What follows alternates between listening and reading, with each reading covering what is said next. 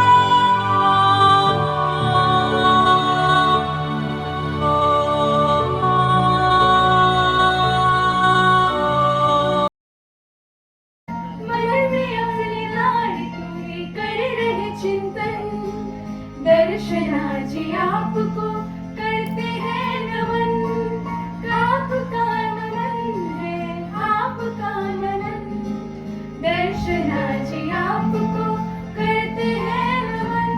ये मिलकर स्वागत करते हैं हमारी दो विमेन अचीवर्स का शो पर। सबसे पहले मैं स्वागत करना चाहूंगी दर्शना गुप्ता जी का, इज अ सोशल वर्कर, और जैसे हमने आपको बताया कि उन्हें हाल फिलहाल देश के राष्ट्रपति की तरफ से नारी शक्ति पुरस्कार से सम्मानित किया गया है। आपका बहुत बहुत स्वागत है। नमस्कार नमिता जी, नमस्कार भावना जी।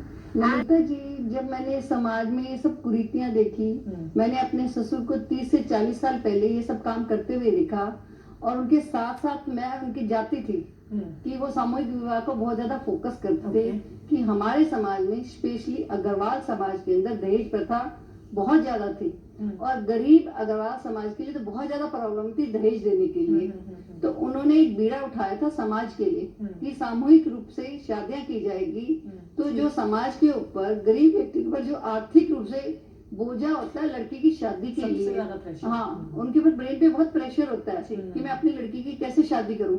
तो उन्होंने ये बीड़ा उठाया भारत देश के अंदर गरीब परिवारों का सामूहिक शादी करने के लिए। सबसे पहले धौलपुर के अंदर 501 जोड़ों का शादी हुआ। Very nice. हाँ जी, तो मैंने ये सब सुना था उनसे, उस टाइम में मेरी शादी नहीं हुई थी। अच्छा। जब जब मैंने सुना और फिर मैंने धीरे धीरे, जब मेरी शादी हुई आज से करीब 33 साल पहले, तो मैंने उनके साथ ये सब चीजें देखी भी प्रैक्टिकल में।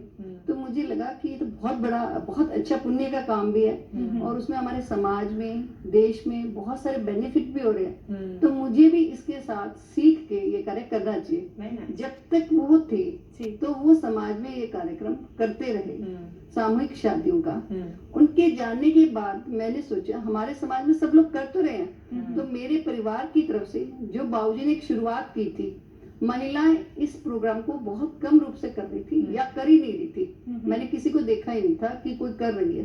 तो मैंने भी अपने मन में सोचा और अपने पति से शेयर करी कि मैं सामूहिक रूप से ऐसे शादियां करना चाहती हूँ। तो उनके मन में भी एक पीड़ा थी कि ये कार्यक्रम हमें करना चाहिए। तो फर्स्ट कार्यक्रम हमने पंचकुला में किया। अच्छा। हाँ, 251 लड़कियों की जी। एक साथ शादी की हमने। Very nice. बस उसके साथ के बाद तो सिलसिला चलता ही गया, आगे बढ़ती गई। बढ़ता ही गया। हम कभी लड़खड़ाए हो कि उठा तो लिया है, लेकिन कुछ समस्याएं आ रही हैं, कुछ वहाँ पर कुछ चैलेंजेस फेस करने को मिले हो?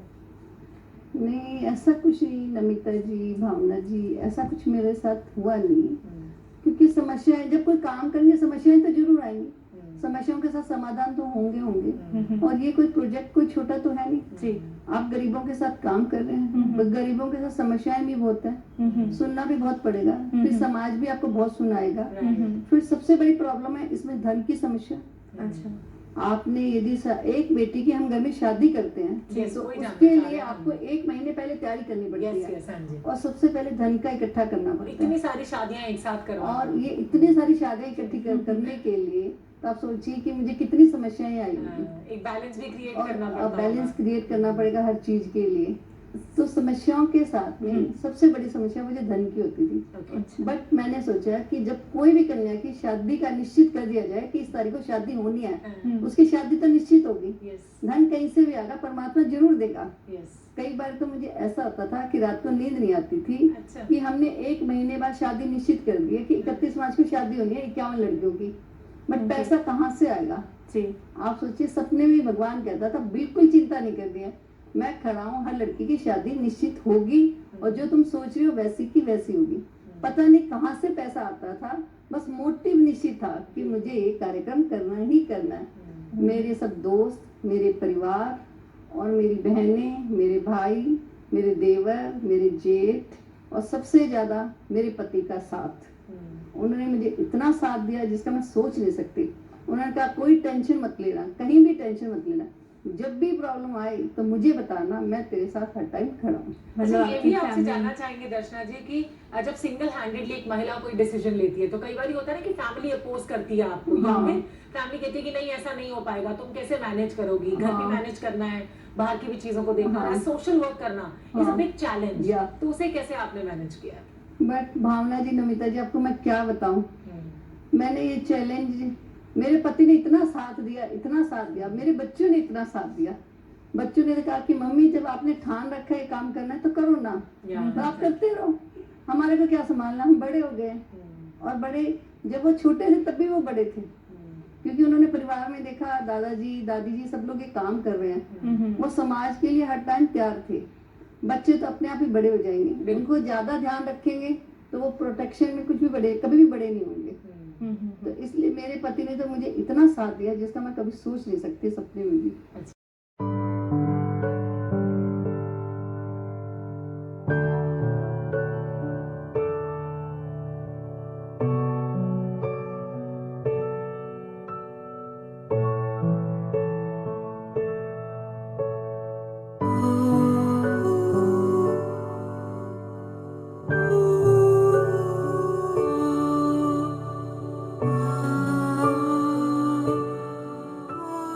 Oh